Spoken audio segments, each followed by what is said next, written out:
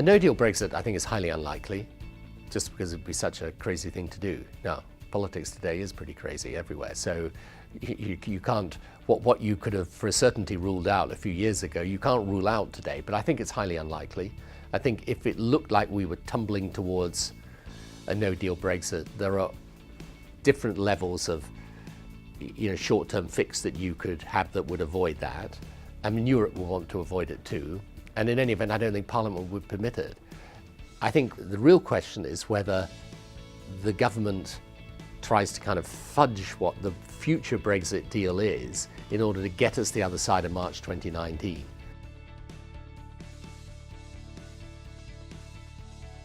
The thing about imposing tariffs, and then you will have retaliatory tariffs and so on, is if it stops reasonably soon because the system's had the shock that the people imposing the tariffs wanted to give it. So for example, in relation to China, China then modifies its behavior or deals with the balance of payments question that America's raising. You can get through that reasonably benignly. And my hope is that that's what happens. The only trouble is when you start to trigger this and you get the retaliation, and then you step up with further tariffs, and then there's further retaliation.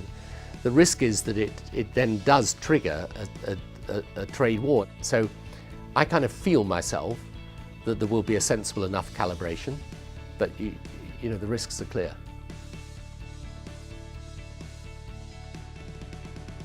Africa's on the move. The middle class is going to double. It's going to become a much, much more vibrant place to invest. And we've got to take account of this, and in time to come, it's going to be a huge market with enormous potential, and governance is the key.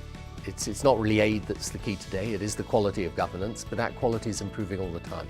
And it just has a completely different feel from a few years back. The thing that I wish I'd known most is that there is so much that you don't know that you don't know, okay? So what happens in politics is that you start at your most popular and least capable, and you end at your